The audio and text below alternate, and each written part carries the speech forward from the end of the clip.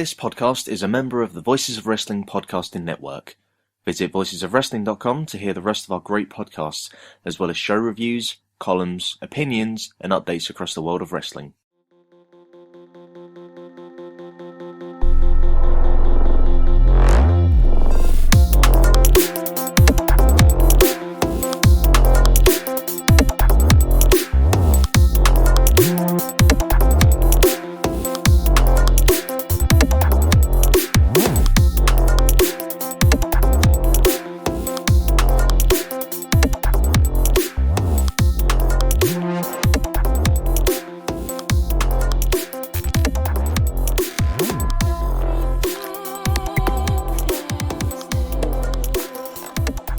Welcome to Eurograps Express. I'm your host Neil David, and we are back once again with all the exciting events on the British and European wrestling scene.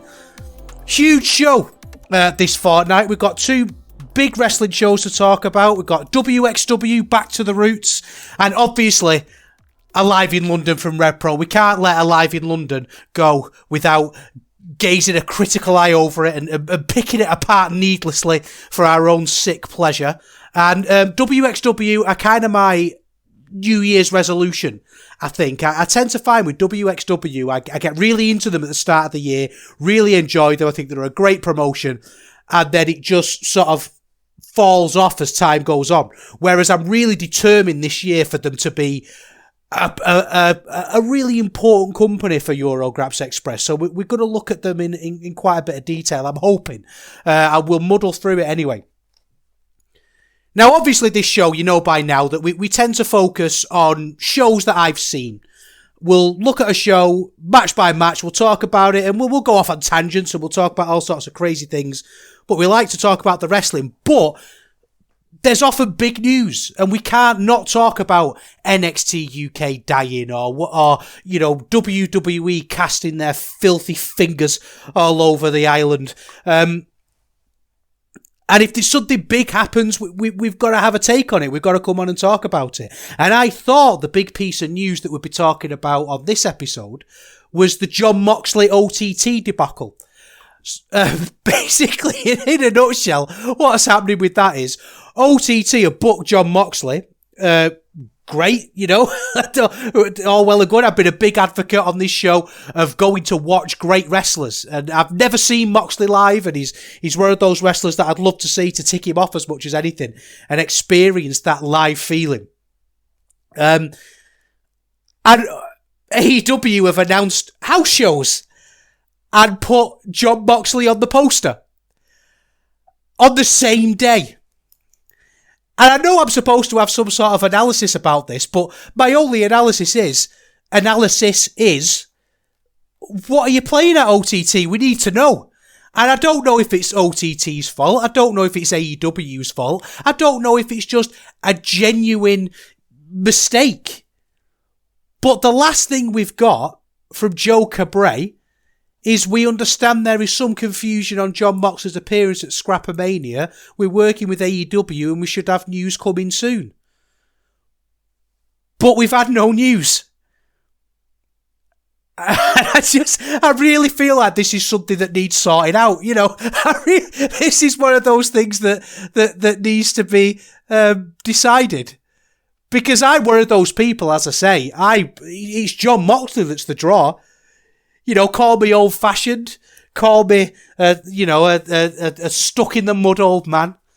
But it's stars that sell tickets, isn't it? And if you're name a bigger wrestling star in the world than Jon Moxley. There are some that are in the conversation, but Jon Moxley is like nuts, especially if he's coming to Europe. It's a huge event. It's a huge deal. Going to be all sorts of people in that room that have got tickets to see Jon Moxley. And we don't know whether he's coming. And this has been going on a while now. I mean, it's February 12th now. Well, 11th really, because it's the middle of the night. But this was tweeted out on February the 9th. So we've had a few days now where we're all kind of twiddling our thumbs, wondering what's going to happen with Jon Moxley. I mean, obviously, by the time this goes up, we might know, but it's, I don't know, I mean, cards are subject to change, aren't they? But these cards are subject to change, and these cards being subject to change. You know, it's very, very different levels of change. You know, this isn't Kid Lykos not turning up. This is John Moxley. But anyway, as I say, John Moxley isn't the big news. This fortnight, and I'm sorry, I'm delaying this, and I'm sort of dancing around because I don't quite know what my take is going to be on this. I think I'm just going to have to talk about it and see where it leads me. I've really been restricting my use of Twitter for the past 6 months or so. I'm happier. I'm healthier because of that. I still duck on a couple of times a week because there's people on there that I talk to, and it's the best place to do it for a lot of them, and I appreciate that. And you know, it's not something you can completely leave behind. If anything, it's worth it for Brit Rest Away Days monthly calendars. You know, it's not quite worth the Twitter Blue subscription, but that's a really important service that I value. And it's also a place to get the news.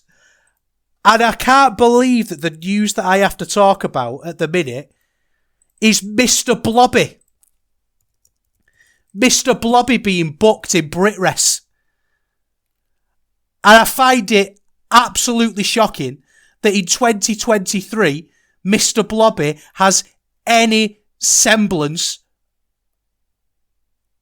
I mean, what do you say? I mean, it was Riot Cabaret Wrestling, which, generally speaking, isn't a particularly favourite promotion of mine, if I'm completely honest with you. It's not that they're bad. It's that thing of it would be a bit unfair of me to watch them and review them knowing that they don't really do the sort of wrestling that I like and I'm interested in. So I tend to avoid them a little bit. But they booked Mr Blobby in a Rumble. And then you log on, and now everybody's talking about Mr Blobby. And you're seeing things like, oh, if you don't like Mr Blobby, you're a grumpy sod. You need to let a little bit of happiness into your life. And I'll tell you something, I have let happiness and joy into my life. I welcome happiness and joy with open arms. And it is because of that attitude that I need to stay away from Mr Blobby. Because Mr Blobby is nothing but misery. It's nothing but pain. Andy Quilden hit the nail on the head with this Mr Blobby malarkey. And he said that he's really confused because I don't really understand why all these people, these young wrestlers, are talking about Mr Blobby as if they even remember what it was like to live through the dark days of Mr Blobby. I'm in my mid to late 30s, all right? I'm 36 this year, so you know I'm clinging onto those mid 30s like a, you know, with white knuckles. And when I was a kid, I barely remember him to begin with. I must have been 5, 6, 7 around that era. Sorry, around that age. And believe it or not, I was an absolute snob, even at that age. And it's something that I've maintained all the way through my life. And I remember hating Mr Blobby. And everybody hated Mr Blobby. And he was one of those weird kind of cultural blips. Like Noel Edmonds, because he came from Noel Edmonds' house party, didn't it? And it's for the American cousins. Noel Edmonds is this, he was kind of a light entertainer. I don't know what the American equivalent would be. But he's kind of like a, would you say Jay Leno? He would be that sort of level of celebrity. He was massive. Absolutely massive.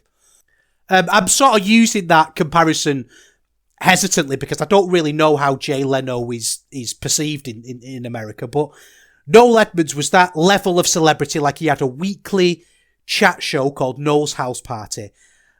And it seemed to be absolutely universally hated by everybody. It was the weird, bizarre come down after Gladiators, which was amazing, by the way, and before Casualty. And it was this awful show where they do weird pranks on people. They'd have people knocking on the door, and you know, they'd laugh at sort of rubbish British humour that thankfully went away. kind of innuendo-y and a bit smutty, but family-friendly at the same time.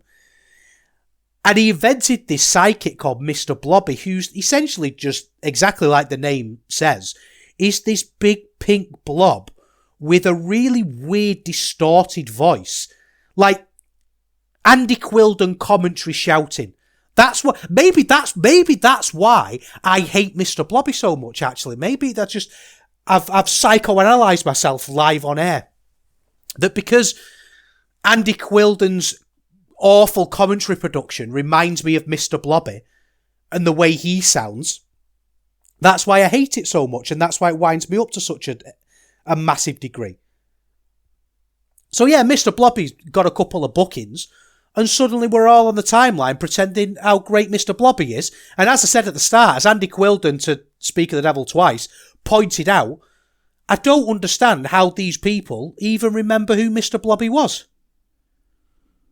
I didn't live through my sister playing the Mr. Blobby single over and over and over again, begging me dad to put it on in the car, and for some reason my dad relenting, even though everybody else hated it, and having the double misery of being dragged to me grandma's on a Saturday to be shouted at and called fat, whilst listening to the Mr. Blobby soundtrack. All of this is bringing up some very deep feelings, some deep insecurities that I've got, I think.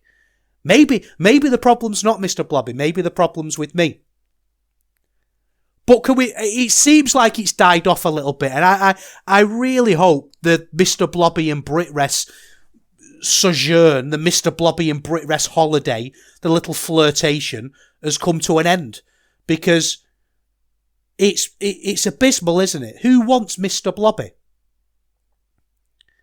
The only good celebrity run-in I've ever seen live is I went to a PCW show once, and Mark the Beast Labette from The Chase did a run-in, and he did he came, I can't even remember what the match was, but he came out as a babyface manager, and he did a heel turn halfway through the match by pushing someone off the top rope. And I enjoyed that because it worked on a very, very realistic level. Mark the Beast Labette is a heel, isn't he? That's the point of the Chasers on The Chase, is that they're all dastardly heels. And he played us like a banjo, didn't he, by pretending it was all fun and games. Yeah, actually, he was there to do business. And I, in my opinion, that's the best thing PCW ever did. And ever will do. I don't think they'll ever top it. Thinking of the people who, said, if you don't like Mr. Blobby, you're miserable. Which, again, I completely disagree with. It reminded me of Werner Herzog. The German director. And he is, if you've not seen his films, they're very much, love or hate them. I love them, but I think if you don't like them, I completely understand. But he did films like The Wrath of God and Fitzcarraldo, and all the films were very, he's an auteur and he makes the art and the artists suffer for their art. And that's kind of what he's famous for. And they're all very miserable. Like Fitzcarraldo is about, in the Amazon jungle, they wanted to move a cruise ship down a river in the jungle and lift it across land to another river. And the way he did that was by actually having a boat and actually making the actors and the people involved in the film drag the boat. I mean, at least that's the urban legend anyway, across the jungle. And, everybody was miserable and suffering for their art. And I watched a YouTube interview with him. And they were clearly trying to goad him, because he's a miserable sod. If you don't know him, he plays the baddie Imperial at the start of Mandalorian, weirdly. That's him, the very straight-faced German. Like, he's a perfect member of the Imperial, not the Imperial Guard, that's Warhammer. What are they called? Just the Imperials. And yeah, this YouTube interview, and they clearly try to goad him and wind him up. And they ask him, what do you think of the Emoji Movie? Expecting him to have this really angry response to it. And his response is, let them have their fun. I don't care. And I want to reach that point with Mr. Blobby. But, I've been podcasting this fortnight for 12 minutes now. And I'm not yet at that point where I can just let people have their fun. Maybe one day that will happen. Maybe one day I'll be able to watch a dance-off. That'll be the test, won't it? If there's ever a dance-off in the ring and I just go, oh, well, it's not for me, but they had their fun, then I'll know I've finally reached that miserable sense of sort of giving up on things that I've been working towards for the past 10 years. But that's not today, because Mr Blobby stinks. And if you thought it was funny, then I think less of you. So that's my review of Mr Blobby in BritRes. Let's get reviewing some wrestling, because that's what you're here for. Couple of shows to look at.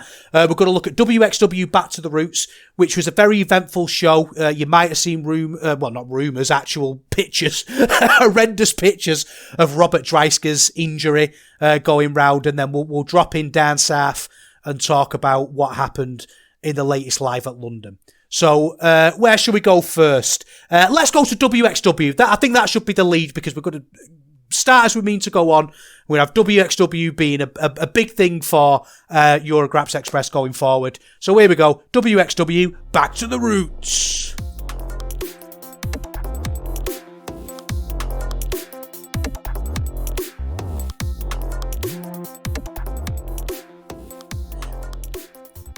So, first big show of the year then for wXw.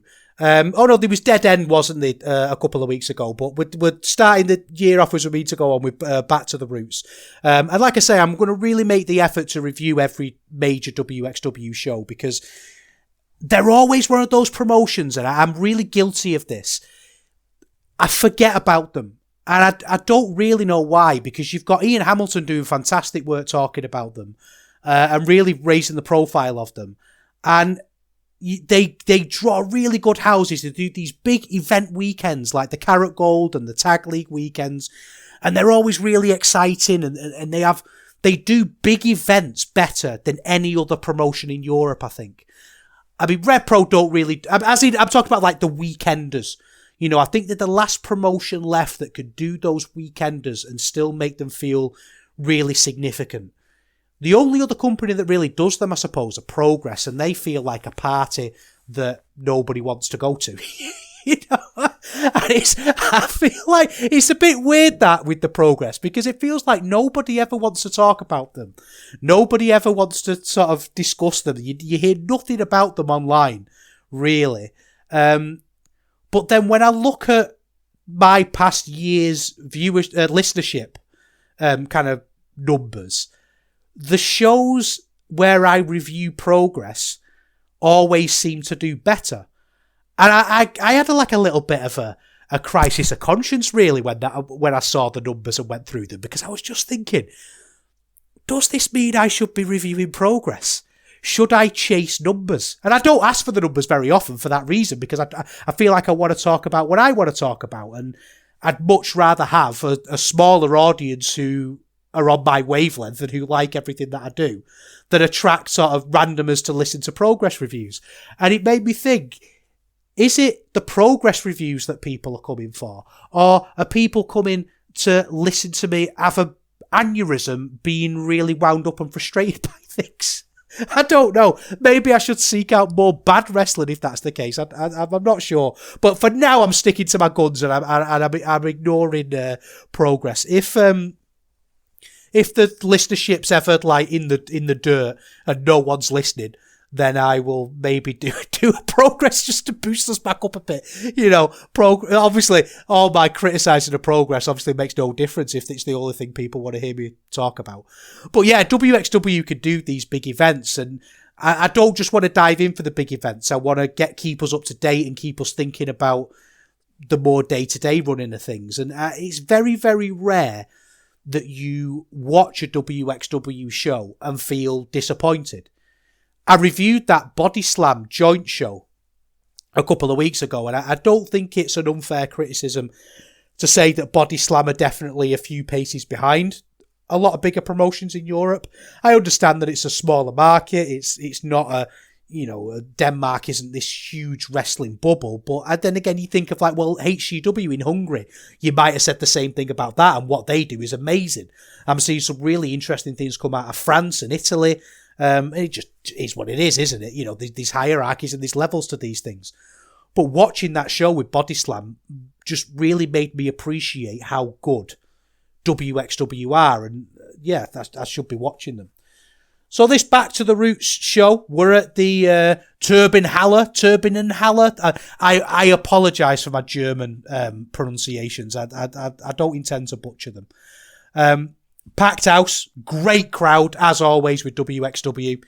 And we start with Lawrence Roman against Maggot for the wXw Shotgun title. And this match really got me thinking about what I want from my opening matches at shows.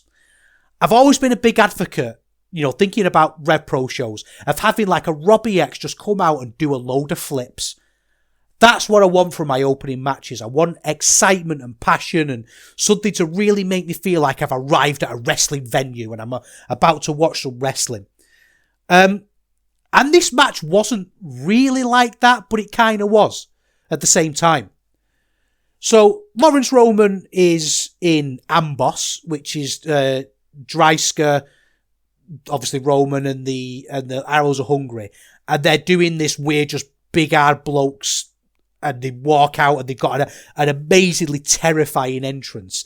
They play up to the Healy stuff a little bit too much for me, but I think they're a really intimidating looking faction. You know, Arrows Are Hungry. I think for two blokes who are such obviously brilliant, nice guys who really care about wrestling and wrestling culture, where, you know, building a wrestling culture in Hungary, they're absolutely terrifying when they turn it on. You know, when they go into business mode, they're terrifying.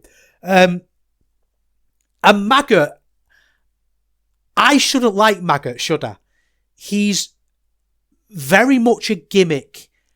You know, he's got the crown of thorns and the running makeup under his eyes, and he comes out and he's all, you know, very edgy and a bit, you know, gothy and feels a little bit forced.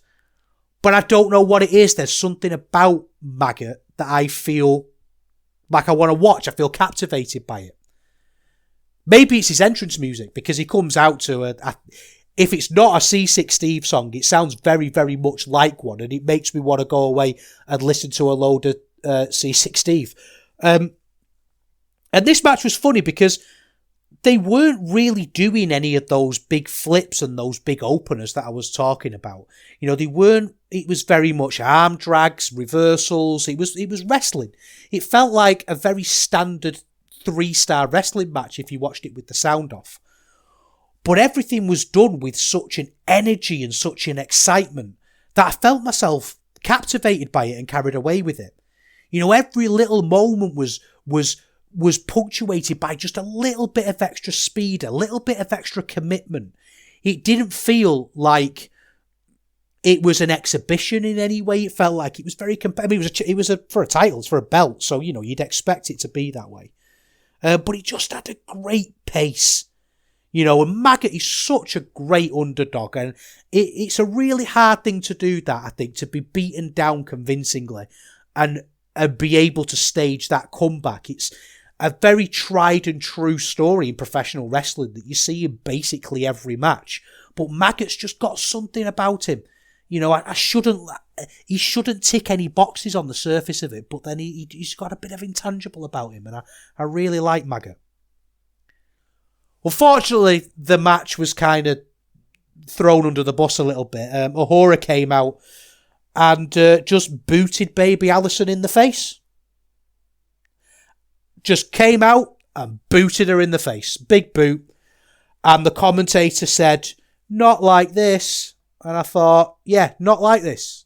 You know, and it caused the big distraction. I mean, I suppose, to give him the credit, someone booting your girlfriend in the face probably is something that would cause a distraction. You know, it's not somebody coming out and standing on a Titantron and causing upset that way. So, you know, give him a little bit of credit for that. But, I just don't really get the way that ended. And it was a bit of a shame, really, because this match was building up to be something that I really enjoyed and was really into.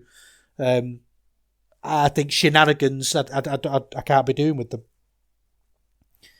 Next up, we had a women's match. Ava Everett against Maria De La Rosa.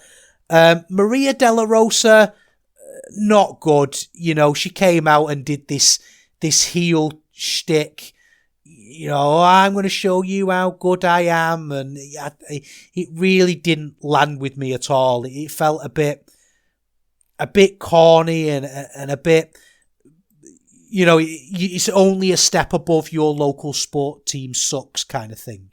And I don't really think that's what was necessary. It seems strange to give a wrestler a microphone to let them do a bad promo when you don't really need to do the promo anyway. I don't think it would have helped the match at all by having to do a good promo or a bad promo or what. So why have it? You know, just leave it and just have the match. Ava Everett now looks like the sort of wrestler or the sort of person that would shout at me at a bus stop, you know, wearing like the gilet, and she's, you know, a bit of a sort of the chav looking kind of thing. I quite like that, actually. I think that's a pretty decent gimmick. I think more wrestlers should have something that's inherently unlikable. You know, you just, you know, if you look like someone who yells at people at bus stops, who gets into scraps outside schools, who, you know, who robs from the one stop, you know, that's I think is a perfectly fine gimmick. Unfortunately, the wrestling just wasn't really good here. You know, there was things like arguing with fans and, you know, really slow wrestling. He did pick up a bit, to be fair, and to give them the credit, there was a lot of really great kind of suicide dives and leaps, and they clearly put a lot of effort into the match. And it's one of those where when you see clear effort and you want to, and then you have to criticise it, it feels a little bit awkward. It just wasn't really a very good match, you know, and that's ultimately what we're here to review. It just wasn't a good match. Next one is a really interesting match. It was only 11 minutes 48, and I know that now because wXw put a clock up on the screen. And it was Metahan and Rambo against the Greedy Souls. And there was something on the flagship, it was either this week or last week, I can't remember, and they talked about kind of refreshing yourself sometimes, and I've thought that about a lot of wrestlers because we've got very close to RevPro in the past few months, and that's the company that we've really focused on. And I'm not apologising for that or saying we shouldn't do that because they're the best promotion in Europe. So obviously we're going to talk about them and they're going to be a prominent part of the show. But the Greedy Souls run, the tag team run, I haven't really enjoyed, if I'm completely honest. It's been mired in all sorts of very corny, heelish stuff. You know, we talked a lot about, you know, the heel cookbook where it feels like they've just flicked through this is what baddies do at wrestling book and just pick random things. And I think it's a shame because both Danny Jones and Brendan White are wrestlers that I really like individually. You know, Brendan White's done some great stuff in Chaos Wrestling, and I really think that they were hindered by that kind of gimmick and hindered by the work that they were doing in RevPro. And it was really great to see. Really great to see them come out here and be baby faces, yes, but just with things turned down a little bit. It didn't feel like the Greedy Souls here were playing at wrestling. It felt like they were actually just wrestlers touring the world, or Europe, or as Spinal Tap will say, touring the world and elsewhere, playing their craft and just having a really solid 12-minute match. And I know that sounds like I'm damning it with faint praise, but I really, really enjoyed this match. They knew they had 12 minutes, so it was quick and it was speedy, and, you know, the way they wrestled the staff, it was really interesting because it was quick tags. It felt like they were a tag team in a fresh environment, trying to establish themselves and trying really hard to win. And Jones and White were tagging in and tagging out really quickly for the first sort of 5 minutes of this match. And are really trying to show that, yeah, not only are they going to win this match, but they're skilled wrestlers and kind of, in kayfabe I'm talking about here. It was really interesting. It felt like this match, and I'm not saying it was a, match of the year contender or anything like that. Don't get me wrong. It wouldn't get 4 stars. It's almost, I suppose, to use the new Lanzarism, it would be like a 3 3/4 plus match. I don't, or maybe less, I don't know. But it was refreshing. It felt like a tag team match on speed. That they had the quick opening exchange, and then it was down to the beatdown that Danny Jones played fantastically. And then it was hot tags, and it felt very much pure heel and face, and it was a pros match, if that makes sense. Not pros as in, writing, pros as in professionals. I just thought it was great, White's body language in it was just fantastic. And yeah, there were times when it was a bit clumsy, and yes, there was a bit of a ref bump and all that. But in 12 minutes, you don't mind stuff like that. And it was a match that I just really enjoyed. And I think part of that was the surprise, or the reminder rather than surprise, of just how good the Greedy Souls are. And I hope there's a lesson there that they can sort of bring back to RevPro, because I think their work in RevPro needs a little bit of a kick up the bum. Next up, we had a really interesting match. And if I'm honest, this is the match that convinced me to watch the show more than anything. When I saw this match graphic, I was like, I've got to see it. And it was Bobby Guns against Yota Tsuji. And I've really been thinking about Yota Tsuji for the last few weeks. And especially since Shota Umino seems to be, his kind of projection is being talked about quite a lot at the minute. And a lot of people are quite surprised how badly Shota Umino did against Tetsuya Naito. Cards on the table and sort of full disclosure, I have to admit that I didn't watch the Umino Naito match. I heard it was 35 minutes and people were giving it 2 stars. And, much like Mr Blobby, life's too short for that sort of stuff. And it seems like a lot of people are realising that kind of difficult truth that us BritRest fans have realised over the past couple of months. I don't really know if Shota Umino has it. I don't know if he has, and I don't know if he's shown anything on his excursion that would indicate that he's of the level that we hoped he could be. And this isn't a like, haha, we're right. I think, often retroactively we can go back and we can look at these things and we can say it should have been obvious. And I don't think that's the case with Shota Umino. He really did show a lot of star power and a lot of promise. And he seemed to have something natural about him. That his work was a little bit clumsy, and his work was, especially in RevPro, was a little bit all over the shop. But he had a little bit of something, a little bit of star power. That kind of Tanahashi, Miyahara feel to his entrances. And it wasn't all the way there. Nobody thought he was Tanahashi the second straight away. But it felt like he was moving in that direction. And Shota Umino just stopped moving. It felt like he was really happy to be at the place he was at, to be at the level that he was at, and never really improved. And there's a lot of natural comparisons for me between Shota Umino and Yota Tsuji. Because you cannot say that about Yota Tsuji. I think Tsuji has been consistently and constantly improving all the way through this excursion. And look, let's be honest, he probably didn't want to come to the UK, did he? I don't know if he's living in Southampton or what. He probably would have much preferred to have gone to Mexico. But he's grasped this excursion, and you look at the worker he was when he arrived compared to the worker he is now. I think he's really fulfilled everything that an excursion is for. He's completely comfortable in his own skin.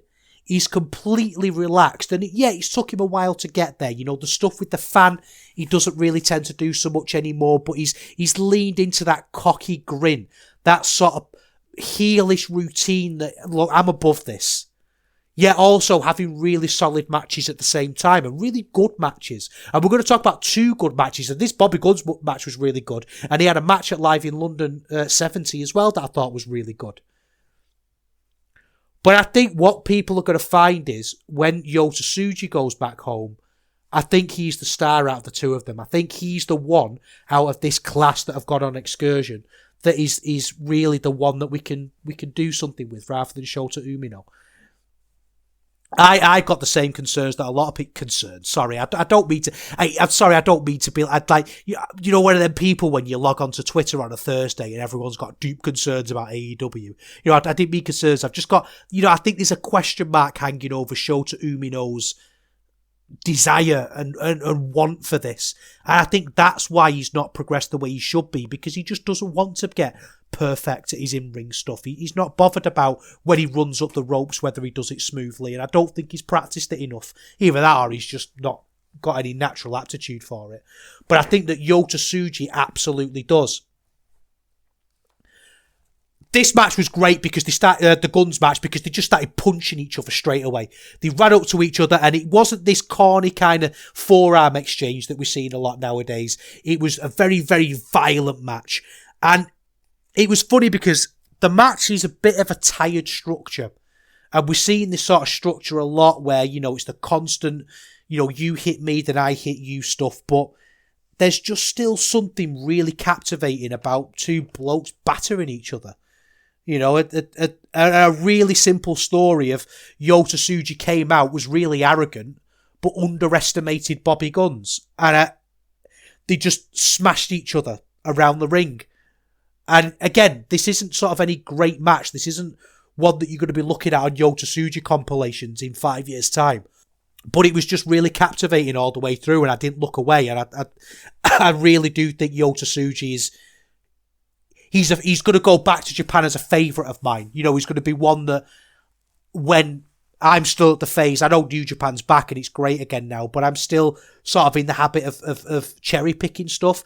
And I don't think I'm going to do that with Yota Tsuji. I think I'm going to watch everything. Next up, we had a women's championship match, Amali versus Alice Inc. I think Alice Inc. is really good, but the match was just a little bit clunky. I don't really know how else to describe it really. It was a 7-minute match that kind of came and went. I don't know. It was just, it's one of those matches that when you're watching it, you think, I'm doing a podcast, I'm going to be talking about this match, and I have absolutely no idea what to say about it. So, it's a really tricky one. So I guess that's my review, I suppose. I think that speaks volumes. Next up, we had the Unified World Wrestling title match, the big one. Levaniel against Axel Tischer. I love Tischer. I really do think he's one of Europe's best wrestlers. He brings an authenticity to things. He feels like he's the sort of person that owns every room he's in. Like if you're in a room and you're talking and having a debate about what to do, maybe how to solve a problem, Axel Tischer is going to be the voice that you listen to. He's just got that air of credibility about him that I think is absolutely fantastic. It's like a bizarre confidence, isn't it, that I wish I had. The way he carries himself and that sort of thing. Levaniel has got the maggot thing as well. I've realised that I should hate him. I shouldn't like this gimmick. He comes to the ring and he's all like, I love you and I love everyone. And it's clearly a very constructed, thought out gimmick. I don't know. I just really like it. I really like Levaniel. And this was great because the start of this again... And it was a proper contest, and it seems like such a weird thing in a wrestling match to point out and to like. But I like these grappling exchanges that don't feel assisted, that don't feel like they're just going through some motions. It felt like they were really grappling each other, and Tischer went pricky really quickly, because he's taking this match seriously. little things like they'd do suplexes, but they'd be struggles on the suplexes. There'd be struggles to get them in position ready to do it. And I think they're the little things that Tisha brings to matches that not a lot of wrestlers do.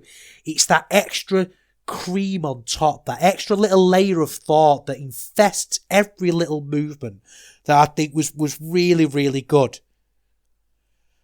I think it was also really important that Levaniel was working from the bottom here, because that kind of covers up a lot of sins, you know?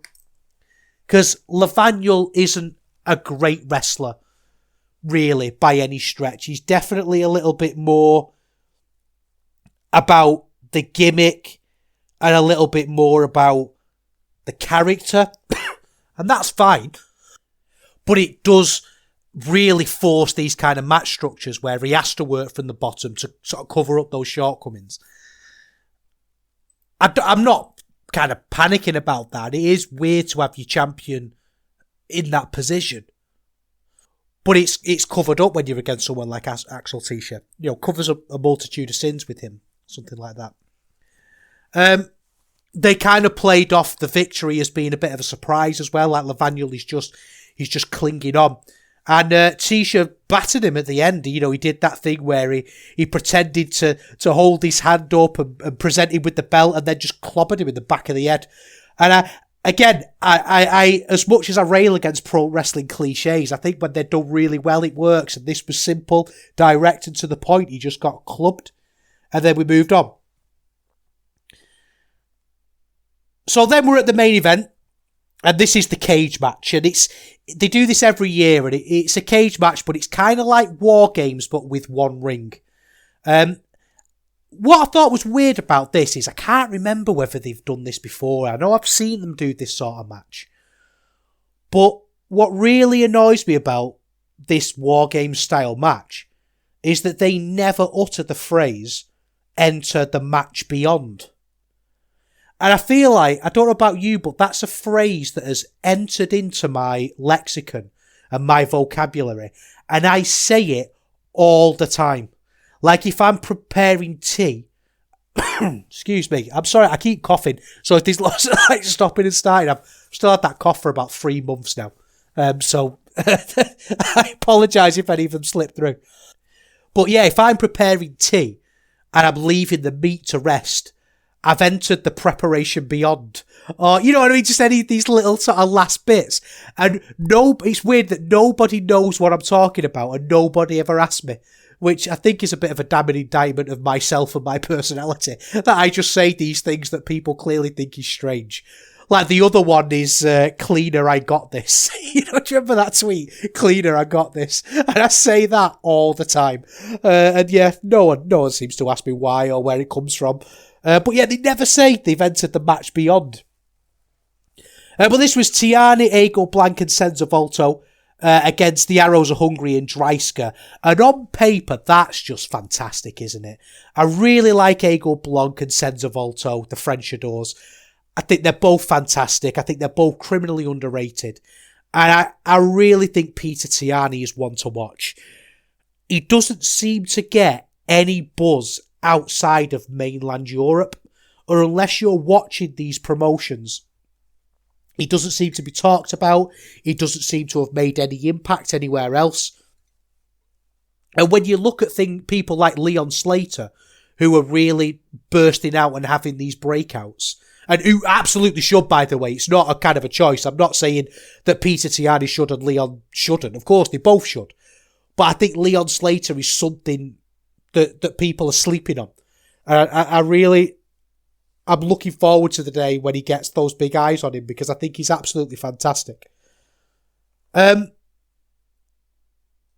they do those things where, you know, like you would in a War Games, where two wrestlers start and then they draw lots and then one team has the advantage and they take it in turns to go into the ring and you can't actually win until the end.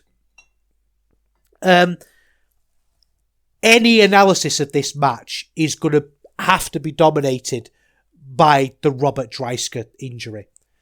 At one point in this match, Dreisker runs to Tiani in the corner. Tiani lifts the boots up as they've probably done 1,000 times, and as we see in pretty much every wrestling match in the last 40 years. And it caves Dreisker's skull in.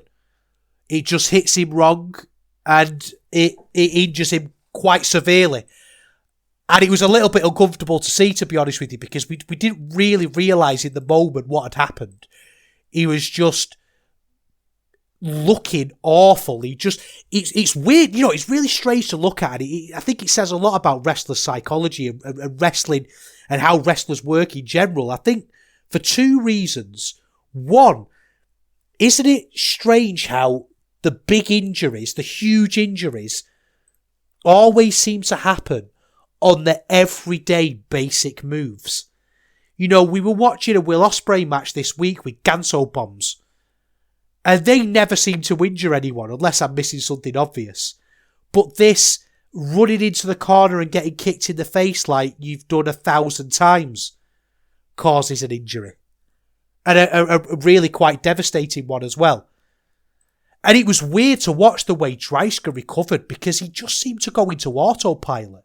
I mean, there were a couple of moments where Peter Tiani was leaning over him and was clearly confused about what to do, and they were kind of going through the motions in a lot of ways. But then Dreisker would stand up and almost go into autopilot and just do like the next little section of this match. Like I say, almost as if it just came completely naturally to him. It was really fascinating to watch in a very kind of sick and twisted way that is absolutely, if you're squeamish, I would absolutely not go and watch this match, because it was absolutely awful. It broke his skull. He actually had a broken skull. He's put his X-ray up on Twitter, and you can see under his eyeball, sort of from the bottom of one of his eyeballs to kind of the top of his nose, that bone on the eye socket is caved in. So he's had to have surgery on his cheekbone, his upper jaw, his nose is fractured. He looks a mess. This is like a big injury. So obviously everything that happened after that was completely up in the air, and you can't really then go and look at this match and give it a star rating, because it completely threw everything. And I think the rest of the workers did quite well, but it's just one of those things. They were obviously shaken by what they'd seen. They did well to carry on. They did an announcement part way through, and it was strange, because they were really committed to the kayfabe of it. They kayfabe this thing of, the officials have allowed Robert Dreisker to go and get medical attention and all this, and it's one of those moments where you just think, we don't need to do the kayfabe bit here. We all know, we all know what's happened here, and it's absolutely fine. But I'm really excited to say that I think wXw put on a great show, and I think if this is going to be the year of wXw on Eurograps Express, I think we've chosen a great year. I'm really excited to see more of it. That main event was if that had been good, it'd have been a great show, but it wasn't good because of just one of those things, and it happens, and it's amazing to me that it doesn't happen more often, but it happened on this show, unfortunately, and that is what it is. So that's wXw, back to the roots. Let's go a little bit closer to my home and talk about RevPro live at London 70.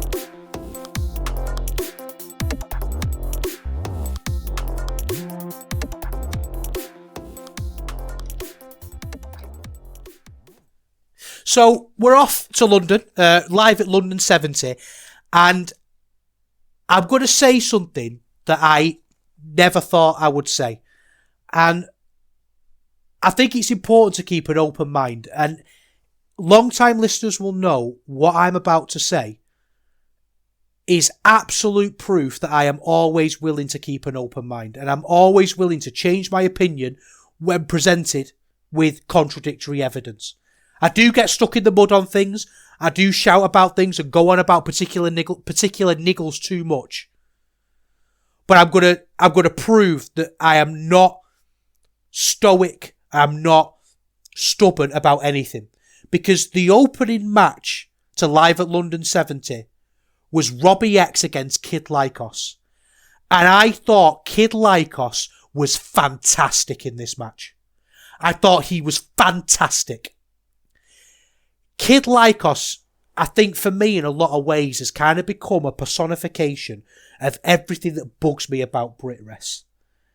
You know, the Tuesday night graps, the wink, wink, nudge, nudge, that I don't really take wrestling seriously and I'm going to lark around kind of feel. I never appreciate that because, wrestling's my favourite thing. You know, I like lots of things. I love board games. I love Warhammer. I love synthesizers. I love Golden Age science fiction. But the best thing in the world is wrestling. And I'm not trying to be gatekeeping, but there's just something about that wink, wink, nudge, nudge style of wrestling that always wound me up. And Lykos always seemed to be at the epitome of that, at the salient end of it. And the reason why I think it wound me up so much about it being Kid Lykos in particular is that he is a fantastic wrestler. And there'd be matches where he'd prove it, many matches where he'd wrestle for 15 minutes and you'd be watching one of the best wrestlers in the country doing some amazing, exciting, interesting things, just great junior wrestling, cruiserweight wrestling. That's my favourite type of wrestling, I think. But you'd always have that niggling doubt in the back of your mind that the baking tray was going to come out, or they were going to rip off some spot from Dragon Gate that we've seen a million times. Yet, this match didn't have any of that. You know, it was Robbie X against Lykos just wrestling at absolute breakneck speed.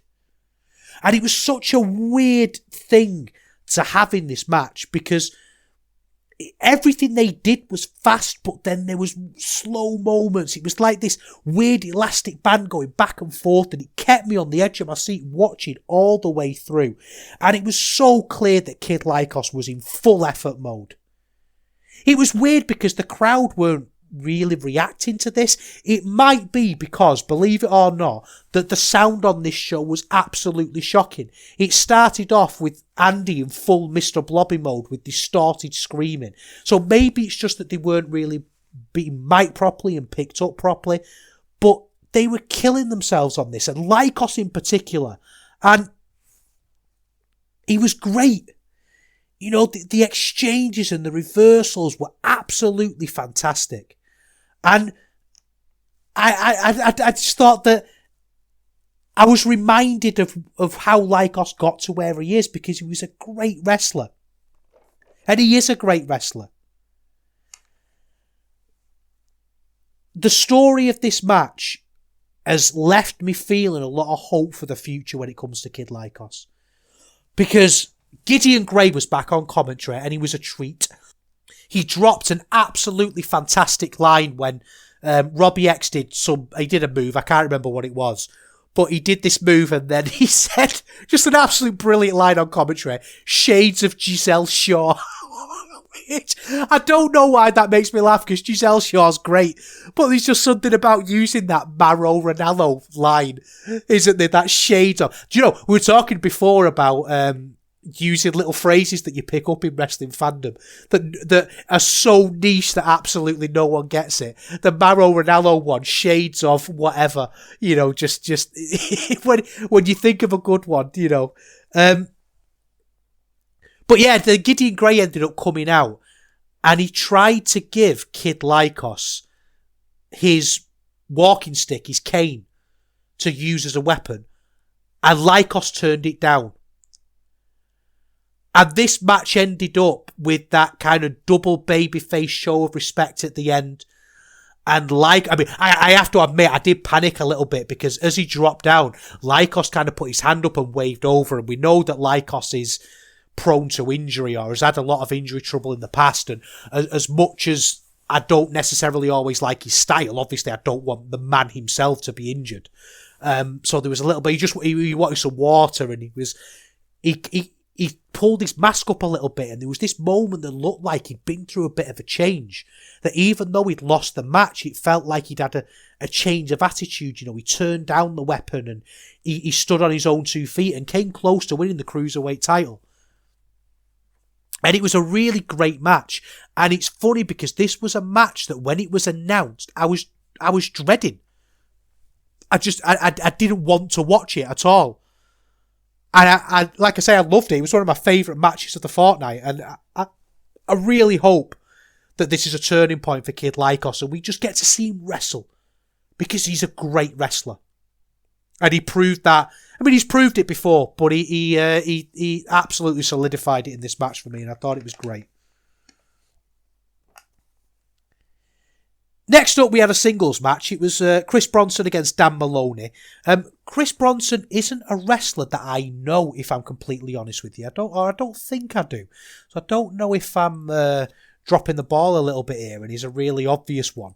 But I think he's one of the wrestlers that replied to Will Ospreay's open challenge. You know, and a lot of the...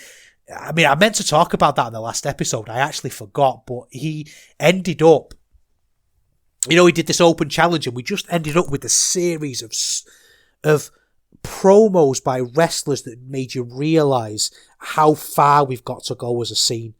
You know, just awful promos. Really corny amateur acting promo videos. But Chris Bronson here was really good.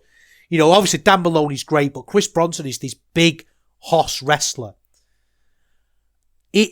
What stood out to me in this is, again, this confusion with the RevPro stories that they're telling. I'm going to talk about this later on, but it feels like they've been really building towards Dan Maloney against Luke Jacobs. Well, actually, it doesn't feel like it. They have. They've been explicitly building towards this. And they've been talking about Dan Maloney doing it as a cruiserweight. Yet they've got him here against Chris Bronson, who's a big lad. And they were announcing it as a hoss fight. You know, I can't remember his name, the guy that does the little match introductions they do sometimes. He was talking about it like a hoss fight, so it was just a bit... I don't know, I don't get it. Well, this was a really good match. I mean, Maloney's just power, you know, it was constant suplex ending in punches, and I thought Chris Bronson was really, really impressive, and I wonder if they've just kind of booked themselves into a bit of a corner here by mentioning weight classes. And almost in a way, I think if you want to move away from that and you realise that it's a bit of a mistake to have made such a massive deal out of it, I think probably the best thing to do is to just drop it. You know, I don't think anybody is really invested in the story of RevPro weight classes. So if you were to just move on and do something else, I don't think anybody would have any particular objections to that. So that's the way I would do it. But I thought Chris Bronson here was really impressive. I think what's more salient with this is that it felt like something fresh. You know, he's a wrestler that we've not seen before. We've got a little bit of a shake-up in the card because the cards have become very stagnant.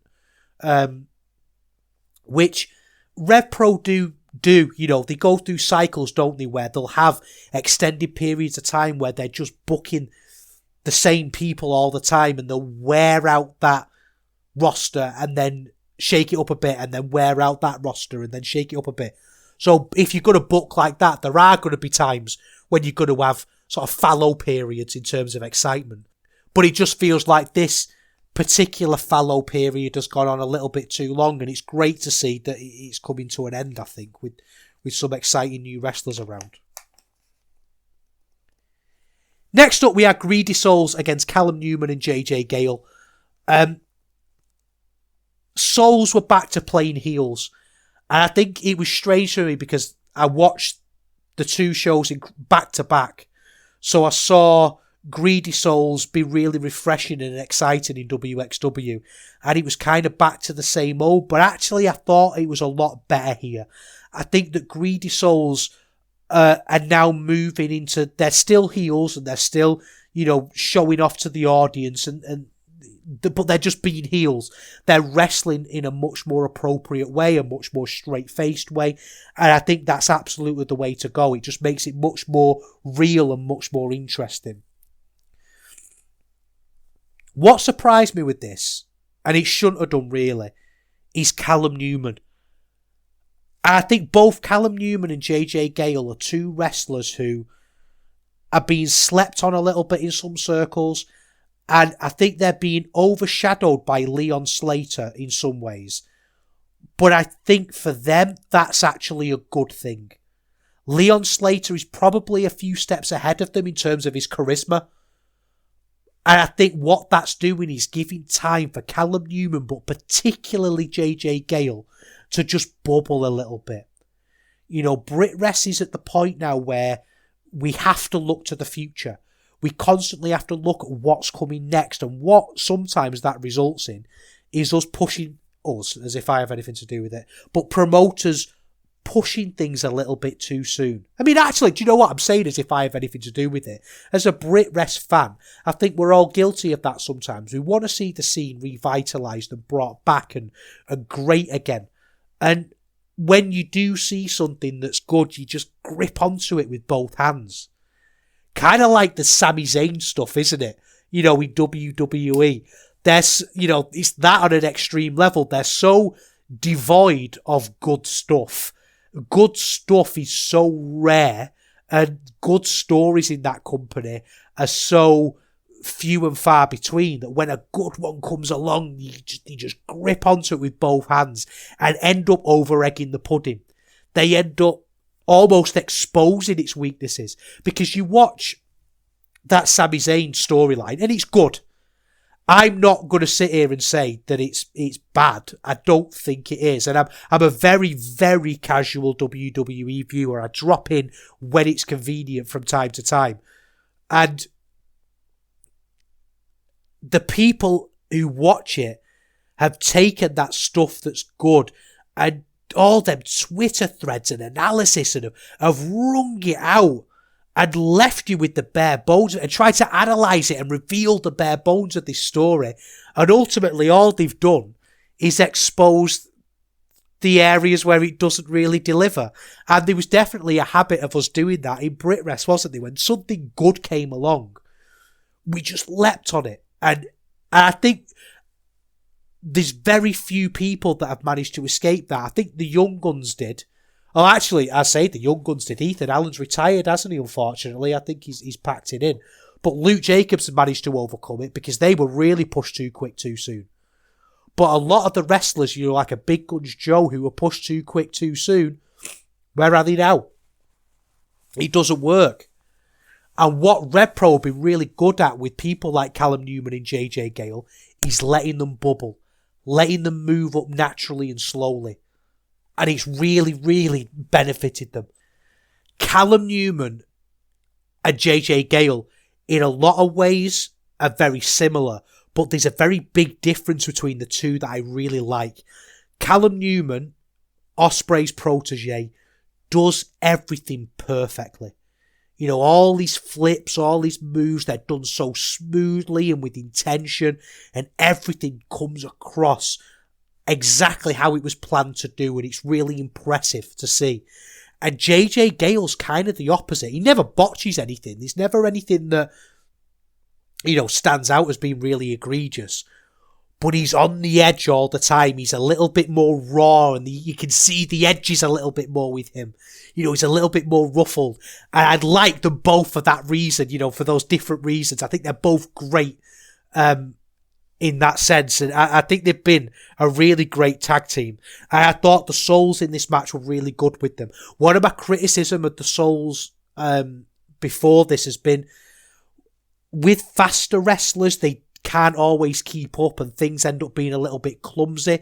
That was really prominent on the GCW weekender when they were wrestling a lot of smaller wrestlers, small, fast wrestlers. It exposed them a little bit, but they've definitely improved in that area. And I thought Danny Jones in particular was great in this one. And one thing he was really good at is reacting to the little fight backs that the smaller wrestlers would do. He'd almost be offended by the fight back. You know, he'd almost be like, look, you know, your young boys, your little flippy-do guys, you know, you don't fight back against me. And he was able to play that really well, and I thought that was great. Souls, again, they've really found a rhythm with their fast tags, and they're a team that I was in 2022 really critical of, but they've started off 2023 with a real bit of juice behind them, and I really think they're going to have a great year. I'm really excited to see more of it. They won the match and they were pricks at the end.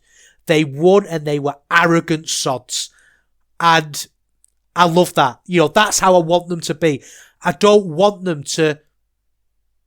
Do you know what I think you should do? If you're going to be a heel who cheats, you should kind of sneak away like the Repo Man. Because I find it insulting otherwise. When heels cheat and then, there's that dramatic irony that's missing. That they almost want to put that dramatic irony that they want to pretend that they haven't cheated, and we've also... I'm explaining this awfully, aren't I? But you know what I mean. Here, they were just dominant, they won, and they held their hands up, and I thought that was great. I thought that's exactly how they should be. What I liked as well about this was the interview at the end. They interviewed Callum Newman and JJ Gale at the end, and they just split up amicably. And I like that for a couple of reasons. One, it's a little bit of slice of reality, isn't it? That's really refreshing in wrestling. Nobody got thrown through a barbershop window. Nobody, hit anyone with a chair, or wasn't this overly dramatic thing. It was just the two of them having an honest conversation and saying, look, it's this tag team, we thought it'd be something to put us on the map and elevate us a little bit, and it was a division where we thought we could do well. Turns out we've lost 7 matches now. Perhaps it's best we went our separate ways and went back to wrestling individually. And they shook hands and went in different directions. And Andy on the commentary said, they're still going to train together. They're still friends. They still value each other. They've not fallen out. They've just made this decision not to be a tag team anymore. And I think, that's great for 2 reasons. One, as I said, it's a slice of life. That's how things happen, isn't it? That is how it would go most of the time. But secondly, if you have that as the norm and you establish that as the norm, the big betrayals then mean more. When you have the same story over and over again, it's diminishing returns. So to have a tag team just split up like that is really refreshing. I think RevPro are one of the few companies in the world with the nous, the brains and the balls to actually do that. Next up, we had Eddie Dennis against Michael Oku. 2 wrestlers who were a little bit lost, if we're honest. Oku, understandably so, he's just come off this magnum opus story. Talking about a tag team splitting up by just going the 2 separate ways. That's not what happened with Michael Oku, was it, by a long stretch? It was a huge story told over the course of a year. And that story's just come to an end. And Eddie Dennis, I suppose, technically, he's a little bit more... he's got a little bit more of an inbuilt story that they started with Ospreay, haven't they? They've got that thing of them moving up through... he's come back from NXT and he wants to prove himself and move back up the rank from the bottom. It's a weird one because it's one of those stories that I think, that's really the only story he can tell with Eddie Dennis. I don't really know if I want to see it. I don't know what else I'd do with Eddie Dennis, so it feels like a weird thing to criticise. Yet at the same time, it's not a story that particularly excites me, and Eddie Dennis isn't a wrestler that has ever particularly excited me. I always thought he was much better in a tag team. He was much better with Mark Andrews. It was interesting the way they did this match, actually. I thought they told a really good story because Oku essentially mocked him and patronised him. During the opening exchange, Oku was essentially trying to show that he was a step ahead. That he was able to out wrestle him, and he had this cocky grin about him while he was doing it, and he was a bit, like, all right, we'll be serious now after certain exchanges. And I thought that was really interesting. And I think this idea of Oku leaning heelish, I mean, he wasn't heel at all by any stretch, him having that nuance, I think that's what Oku does really well. He has nuance and he's able to express multiple levels to things and be a bit more real. That I think's really, really great.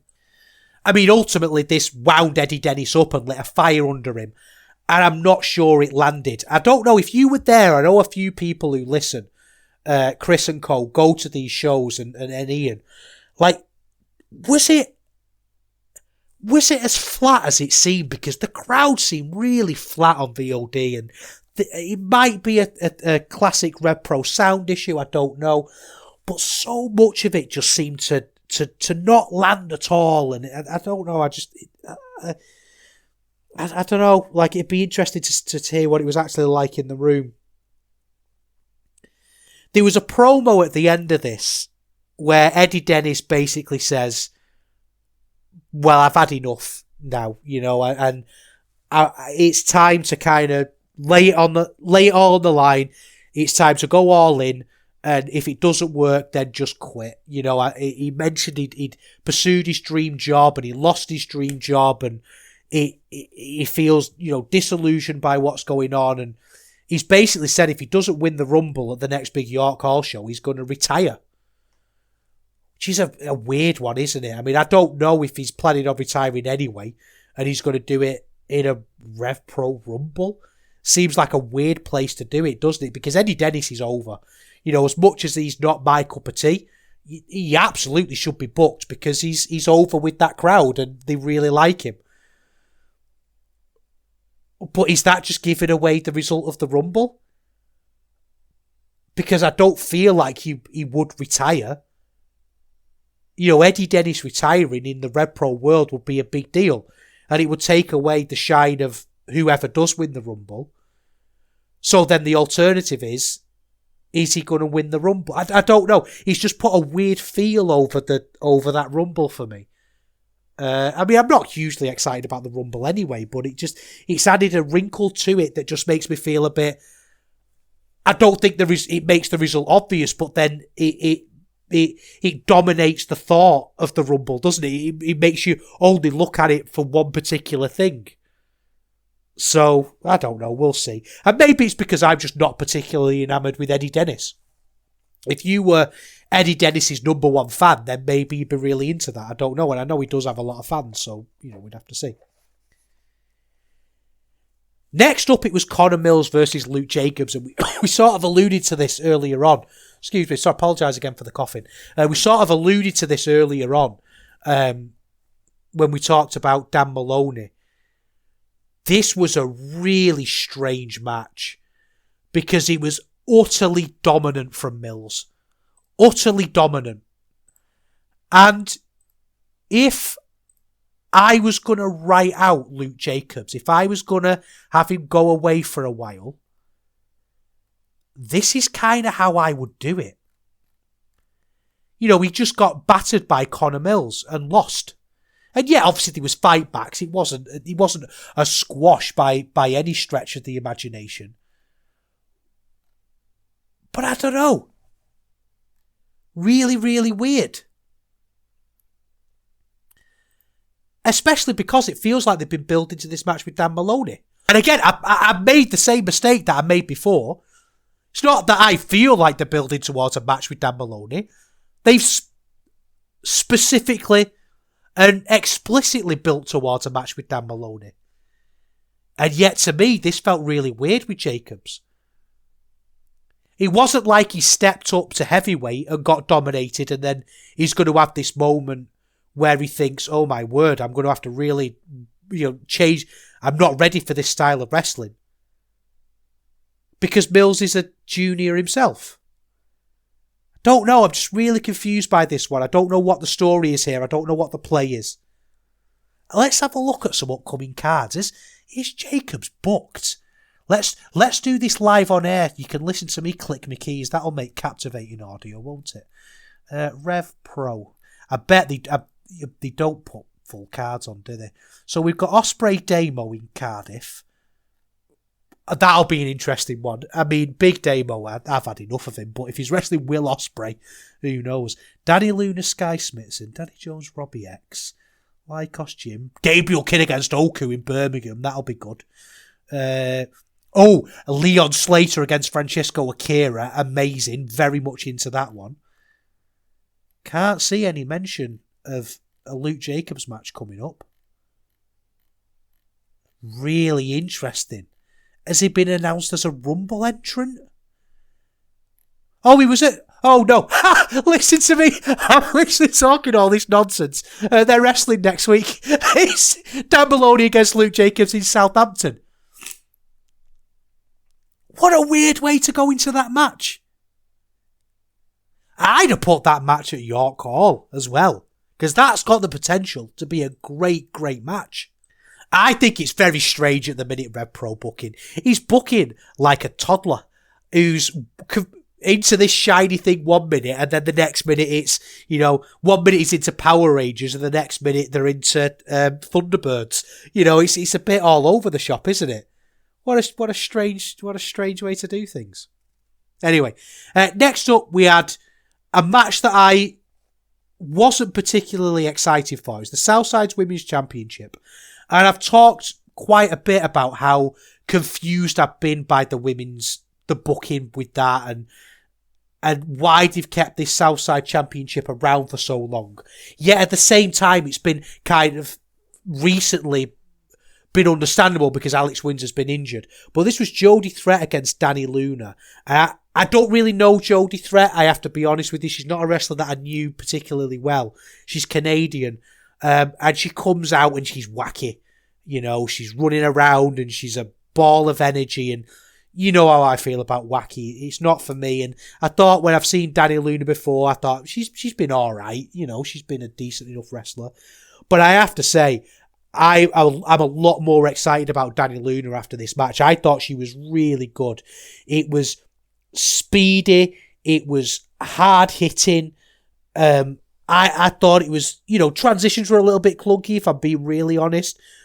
But I thought it was great. It was a really fast, great little match. And it was one of those matches that I think Danny Luna needed. She needed a great little match. She didn't need a big epic where it was a main event. You need to build her up a little bit more. And I think she can do that. But you can't just throw people into those positions when they've not got over. And I think this match really did get her over. And excitingly, Sky Smithson came back at the end and is now challenged. So I'm really into that. I think the women's division has really had a little bit of a change at the minute. So that's great. Next up, we had my favourites, the Arrows of Hungary. I love the Arrows of Hungary. And I tell you what I love even more. I love the fact that this was the Arrows of Hungary and not Amboss. They came out with the masks and the traditional Hungarian dress and just looked absolutely terrifying. Again, talking about things that are underrated, I think Arrows of Hungary are absolutely up there. And they're against Sunshine Machine. I think there's a little bit here of Sunshine Machine, again, hanging around a little bit too long. I think they need to go away from RevPro for a while, or at least do what Greedy Souls have done and go away and have a little think about how they work, because I feel like I've seen it a lot. But this was a really, really good match. Icarus's selling was amazing in this. Icarus's selling is superb. The way he can play being dazed and out of it, yet constantly reaching for that tag. There was huge moments in this where he was being beaten down, and it was strange because Sunshine Machine wrestled like the heels here, but they were beating down, somebody who was trying to get a hot tag, but they were doing it with stomps quite often and double teams. And, if you'd never seen them before and you skipped the entrances, you might think Sunshine Machine were heels the way they wrestled. And like Icarus just played it great. And this was, a really traditional tag. It wasn't anything that's going to change the world. It's not anything that's going to make a match of the year list, but it was fantastic. And Arrows of Hungary won, so maybe Sunshine Machine are on the way out. But we've said that before, haven't we? I don't hate Sunshine Machine, by the way. I feel like I have to justify that every time. I really like Sunshine Machine. I just think we need a little bit of distance from them. So say when Velocities and Aussie Open come back, they're going to feel fresh. Because we've had that little bit of distance. And that's what we need with Sunshine Machine ultimately at this point. Next up, we had Gabe Kidd against Yota Tsuji. And talking about people that need to shake things up, I don't know where I stand on this kind of match now. And I hinted at this before with the Bobby Guns Yota Tsuji match. But I think Gabe Kidd is a victim sometimes of having very similar matches a lot. It's always you're going to test my mettle and I'm going to test yours and we'll punch each other and I'll let you hit me and then you'll let me hit you and it sounds like a weird thing to criticize because I do like that style of match. Shibata is one of my all-time favourite wrestlers and he was the master of that style. Ishii, another one of my all-time favourite wrestlers, master of that style. And I think Gabe Kidd is really good at it. I just feel like now I'm at the point where when I watch a Gabe Kidd match, I kind of know what I'm getting. And I'm not doubting his effort. I'm not doubting how good he is at it. But it just needs shaking up a little bit, I think. And I'm waiting for that to happen. I mean, I say all that, and they were just slapping each other. And I was into it. When they started slapping each other, I just thought, yeah, this is great. So as much as I think Kidd needs to take that next step a little bit, the rung of the ladder he's on at the minute, he's still great. He's still a really exciting wrestler to watch. It just needs shaking up. And I know I'm not the only person who thinks this. I've spoken to a few people who have kind of echoed my thoughts regarding that. And I'm sure he will. He's still very much a developing wrestler, Gabe Kidd, and I think he'll get there. Again, we said before about Yota Tsuji, he did this a head scissor takedown in this match that he's clearly picked up from his trip to Mexico that was absolutely mental. It came out of nowhere. And I don't even really understand how the flip worked. It was one of those things that I saw and was really glad now that the new RevPro streaming service lets you skip back 10 seconds because I needed to see it again. It was like a head scissors, but it had like a twist to it and it moved in a slight... I don't know. I don't even know how to describe it, but it was brilliant. I thought it was absolutely fantastic. Really good main event. It's, again, like I say, if I'm saying Gabe Kidd versus Yota Tsuji, you pretty much know what that's going to look like, which takes a little bit off it, I think. But it was still really great. What was interesting about this was the post-match, because Ricky Knight Jr. came out and dropped a promo. And Ricky Knight Jr. was doing this kind of work shoot thing on Twitter, where he's complaining that he wasn't booked. And it was a bit strange, we didn't know whether it was real or not. But it turns out it's part of a work. He came out here and said, I was injured, and the second I got cleared to wrestle, RevPro left me on red, but there's another company in London that booked me straight away. Obviously, he's talking about Progress. And I thought that's a really interesting story, that, isn't it? Because if he's staying in RevPro, he's essentially building himself up to sort of slag off Progress as part of that story. And I don't know how they're going to feel about it. I mean, maybe they're too busy doing karaoke with Lana Austin and selling package holidays to care. I mean, I genuinely think they care more about package holidays than they care about wrestling. And RevPro care more about wrestling, so maybe they've not even noticed, which is fine. But it'll be really interesting to see how that plays out, won't it? What I liked about this as well is that Gideon Gray came out and there was this brilliant moment. And like I say, I don't like comedy, I don't like stupid wrestling, but there's something about Gideon Gray who can do it absolutely perfectly. And he attacked RKJ from behind. And RKJ absolutely and completely no-sold it. He didn't even react, he just sort of stood there and looked over his shoulder. And RKJ put his hands up to his mouth.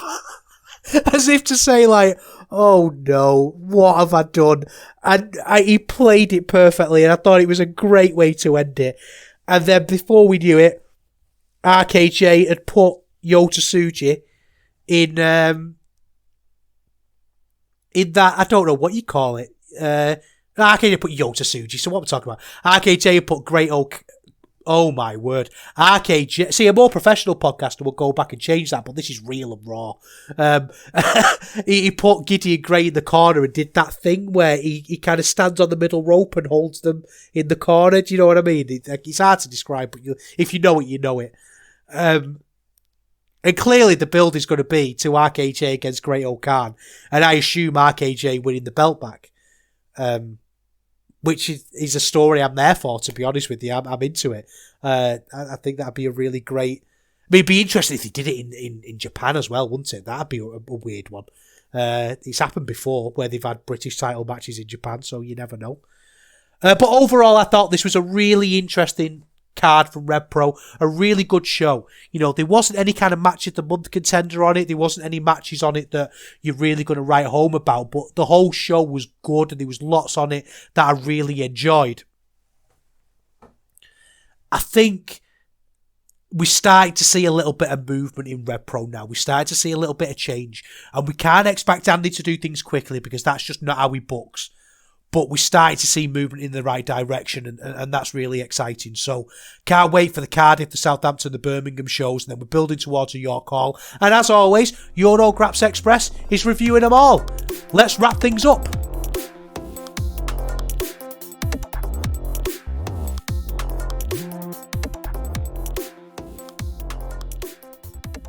Well, that's it for another show, another fortnight. I hope you've enjoyed it. We'll be back in a couple of weeks to talk about more exciting things happening on the British and European wrestling scene. Probably more RevPro, hopefully more wXw. Oh, I've just realised, isn't that 1PW show coming up? Let's have a look. It's soon, isn't it? Where is it? When's it on? No Turning Back. On the 18th. Yeah, 18th of Feb. So, yeah, we will have a 1PW review from the Doncaster Dome at the it's at the Engine Shed in Lincoln, 1,800 seat arena in Lincoln. It's got Will Ospreay, John Morrison, Rhino, Ruby Soho, Taya Valkyrie, all the stars. Hey, how far away is Lincoln from Salford? This card's looking pretty good. It's got the Rascals against Man Like DeReese and Leon Slater. That could be a really good match. Mickey James against Lizzie Evo. Alright, that is what it is. What else have we got on here? Oh, they've done that thing where they're kind of promoting two shows at once. I find this really annoying. Oh no, I remember. Cara Noir against Davey Richards. What a waste of Davey Richards. Oh, Will Ospreay against Robbie X. Oh yeah, I think this show might be really good. I think this show it's not going to be, is it? It's 1PW. It's going to be like, do you remember their what they call What Culture shows, where they book like Tomohiro Ishii, and you think, oh, this is going to be amazing. This is going to be the best wrestling I've ever seen in this country. And you end up walking away with a pocket full of 3-star specials. You know, that's probably what it's going to end up like, isn't it? But anyway, we're going to be the ones to find out because we're going to review it on next fortnight show. So have a lovely couple of weeks, and I'll don't forget to get in the Discord, get in there, talk about whatever cheese you've had over the last couple of weeks. That's what I'm going to be doing, and I will see you then. See you in a bit.